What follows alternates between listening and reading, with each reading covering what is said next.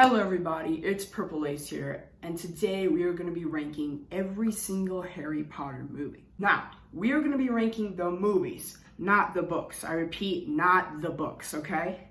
This judgment is going to be completely on the movies. If you want me to do a separate video with the books, then I will. But today's video is just going to be ranking the movies. Got that? Okay, let's get started. Oh, and I forgot to say, we're not going to be including Fantastic Beasts, just because I hate those movies and let's pretend they don't exist, okay? Let's just stick with Harry Potter. All right. At the number 8 spot, we have Harry Potter and the Goblet of Fire. Harry Potter and the Goblet of Fire was directed by Mike Newell, or Newell. I don't know how to say it. But, I mean, we don't need to. He sucks. I hate this movie. It's so bad. It is not a good adaptation of the book. Goblet of Fire is one of the longer books in the series. And they just make the worst, and I think it might even be the shortest movie. I don't know, don't quote me on that. But it's just such a bad movie. It is clear that Mike Newell had no idea what Harry Potter even was and just completely just tried to make it his own thing. And it's so bad. Movies are also in the peak of Harry Potter's puberty. I mean, just all the kids' puberty. They're just at the peak of it. And so this movie's very awkward. And I know that's intentional, but it's just not a fun experience to watch. This movie also acts as the halfway point in the series, so you kind of get that weird bridge effect that the halfway movies get, and it's just not very good. There are two good things in this movie though. That is, it's our first real look at Voldemort and the first fight with him and Harry, and also we get Batman himself, so hey. At the number 7 spot, we have Harry Potter and the Chamber of Secrets. Oh boy. This movie was the last movie that Chris Columbus directed in the series, and it's kind of sad because he had a really different tone with the movies and I really liked it. Harry Potter and the Chamber of Secrets is also the longest movie, which is something that I didn't know, but now that I think about it, I can see it. I don't know, there's just something about this movie that I just don't like. I don't know what it is. It's just kind of a weird movie. I think the plot is way more clear than the first movie. And hey, we also don't have to set up anything, so that's a good thing, but it's just kind of unclear. I think the story wasn't as good as the other movies, and it's just a bit kind of eh. At the number 6 spot, we have Harry Potter and the Deathly Hallows Part 1.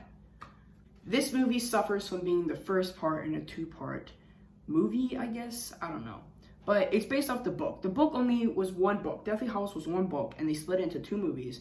And so when you do that, the first half is not going to have a real climax, The second half is just climax. But the first is all set up. And so the climax is just kind of the battle at the Malfoy Manor, I guess, which isn't a real climax. And so it isn't really, it just doesn't have a clear, resolution and climax. It's just kind of there. I also find this movie a bit boring. At the number 5 spot, we have Harry Potter and the Sorcerer's Stone. This movie is the first movie in the series, and that is clear. It's literally all set up. The plot with this movie is kind of unclear, and it doesn't really have a plot, because this movie acts as just the setup for the entire series. We're getting introduced to the world for the first time, and we're meeting all the characters, and so the story isn't in first place. The story is kind of pushed back more, so then we can meet all the stuff, all the characters, all the settings, I do really like this movie though, and there's a reason I put it at the 5 spot. It's just because it's so nostalgic. I mean, when I think of this movie, I just think of warm coziness. I don't know why, maybe that's just me, but I just really enjoy this movie. Yeah, and I have it number 5. At number 4, we have Harry Potter and the Half-Blood Prince. This movie I used to really, really hate, and obviously, you see that's changed. I gave this movie a rewatch, and I realized it's pretty good. Draco is one of the most underrated characters in this movie, in the movie where he gets the most attention and screen time, so I really like that. You also get to learn the most about, I guess Snape and Voldemort's backstory, and it's a really backstory type movie, It's right before the big the final climax of the series, and so we just get all this backstory and everything just dumped on us, and a lot of people think that's a bad thing. A lot of people hate this movie for that, but I really like this movie for that for some reason. I don't know why, that's just my thing. At the number 3 spot, we have Harry Potter and the Deathly Hallows Part 2. This movie is the final movie in the series, and it's probably the most emotional. It's honestly just a really fun time, but also sad time, just because it's just climax. It's just a giant battle the whole movie, and I love that. I love that so much. It's just so, like, it's just so fun to watch, you know? Like, these years of movies, these 8 movies, just years of storytelling just comes to an end in this one movie, and it's just such a fun time. At the number 2 spot, we have Harry Potter and the Order of the Phoenix. A lot of people might have this as their number 1, and I actually used to have this as my number 1, but I moved it back a spot. I actually really love this movie. Obviously, it's my number 2. But it's just such a, I guess, almost like a weird, complex movie. Like, I don't know why, I just always thought the story was so much different than the other ones. I don't know. This idea of the students kind of taking a rebellion against Hogwarts, this place that they've learned to love and found as their home, take a rebellion against, and they create the Dumbledore's army, you know? And it's really just interesting to me to see these students. They're grown up now. They're not kids. They're not teenagers. They're grown up now. I guess they're still teenagers, but you know, grown up, and they're doing their own stuff. They're taking leadership. They're not letting the teachers stop what they can do. They're taking their own rebellion, and they're trying to, you know, put an end to everything that's going on. And I really love that.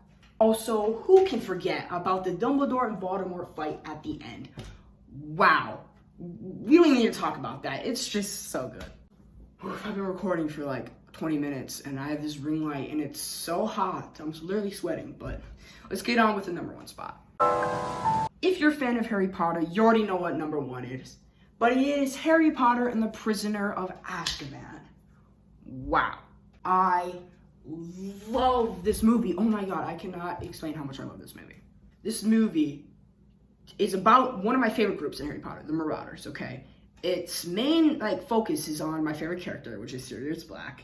It's about werewolves and animal transformation and stuff, and it's just, I love that stuff. It's so cool. We also get time travel, which is just like, I love time travel. Back to the Future is one of my favorite movies, and so time travel in Harry Potter, even though it doesn't really work in Harry Potter, I still really like it. We also get one of the best scenes with this. So yeah, I just really love Prisoner of Azkaban. It's such a cool movie, and I really love it. So yeah. So that was my official Harry Potter movie ranking. I really hope you enjoyed. This was actually my first video on my new channel. So if you enjoyed, maybe consider subscribing, and you'll probably be seeing more from me. So anyways, have a good night, guys, and peace out. Now I have to edit all of this.